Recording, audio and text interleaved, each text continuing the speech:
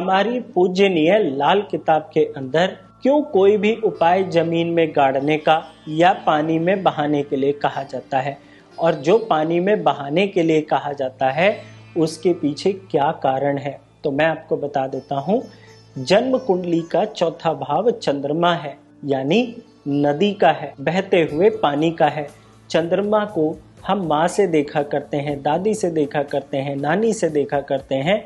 तो कोई भी बड़ा से बड़ा दुराचारी व्यक्ति हो, दुराचारी ग्रह हो या दुराचारी प्रवृत्ति का हो, जब भी वो अपनी माँ की छाया में या माँ के आंचल में पहुंच जाता है तो वो बुरा ना करने की कसम खाता है, फिर चाहे जन्म कुंडली के अंदर चौथे भाव में बैठे हुए शनि राहु केतु ही क्यों ना हो। इसीलिए जब भी कोई भी आपकी जन्म कुंडली के अंदर ग्रह आपको अच्छा फल नहीं दे रहा होता, उसकी नेगेटिविटी आपको बहुत ज्यादा मिल रही होती है, तो हम उसके सामान को जल प्रवाह करने के लिए हिदायत देते हैं।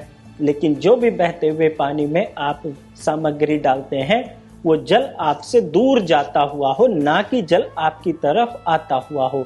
एक बात का ये ध्यान रखिए। साथ ही साथ चंद्रमा में जो भी ताकत होती है वो किसी भी चीज को ठंडा करने की, यानी कि किसी भी स्वभाव को गर्म से सात्विकता में लाने में वो पूरी तरह से सक्षम होती है, इसलिए भी ये उपाय किया जाता है। अब मैं बात बता देता हूँ कि वीरान जमीन में क्यों दबाने के लिए कहा जाता है। तो वीरान जमीन दो तरह की बताई जाती है। एक तो घास वाली जमीन में, जब कोई भी उपाय घास वाली जमीन में दबाने के लिए कहा जाता है तो वो सातवें भाव में दबाने के लिए कहा जाता है, यानी कि उस ग्रह को सातवें भाव में पहुंचाने के लिए कहा जाता है। लेकिन जब जहां पर बिल्कुल सुनसान वीरान जमीन की बात की जाए तो वो जन्म कुंडली का 8वां भाव हो जाता है। इसीलिए हमारी पूज्यनीय लाल किताब के अंदर हर ग्रह को अपने अपने भाव में उपायों के द्वारा पहुंचाने के उपाय बताए जाते हैं। यदि आपकी जन्म कुंडली के अंदर शनि इस प्रकार से तीसरे भाव में बैठ करके आपको शुभ फल नहीं दे रहे हैं, आपको बेफिजूल की आर्थिक, मानसिक और शारीरिक समस्याएं दे रहे हो और आपके ऊपर शनि का समय चल रहा हो, तो एक उपाय दिया जाता है।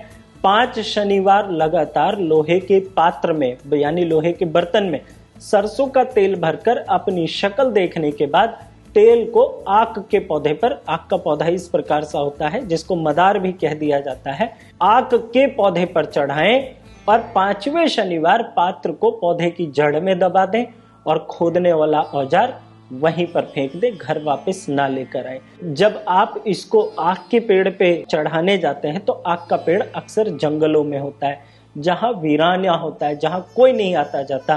तो ये जन्म कुंडली के अंदर शनि को मजबूत करना और उसकी जड़ में दबाने का मतलब हो जाता है शनि 7वें और 8वें भाव का दोनों का आपको अच्छा फल दे। इसीलिए जब आप तेल चढ़ाएंगे तो वो 8वें भाव पर भी असर देगा और 7वें भाव, क्योंकि वो वृक्ष है, क्योंकि वो पौधा है, इसीलिए 7वें और 8वें भाव के अंदर शनि 8वें घर का कारक होता है और 7वें घर में वो उच्च का होता है।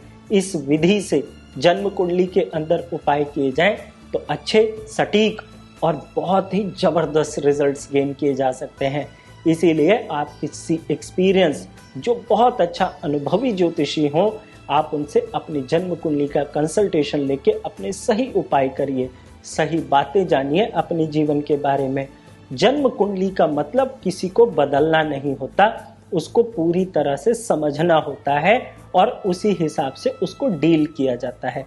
जैसे रेलगाड़ी को आप सड़क पर लेके नहीं चल सकते, हवाई जहाज को आप पटरी पर लेकर के नहीं चल सकते, इसी तरह से समझना होता है जन्म कुंडली को। हम किसी को बदल नहीं सकते। आप अपनी जन्म कुंडली का एकदम सटीक, सही, कैलकुलेटेड प्रेडिक्शन और अपने उपाय जानने के लिए आप मुझसे अपना अपॉइंटमेंट ऑडियो वीडियो कॉल पर लेकर के मिल सकते हैं। और आपसे मैं मिलने मुंबई भी आने लगा हूँ, आप वहाँ भी मुझसे मिल सकते हैं। वीडियो कैसा लगा मुझे कमेंट में भी आप जरूर बताइएगा, मुझे बहुत अच्छा लगेगा। और चैनल को सब्सक्राइब करके बेल आइकन को प्रेस करके ऑल नोटिफिकेशन पर क्लिक कर लीजिएगा। जय माता।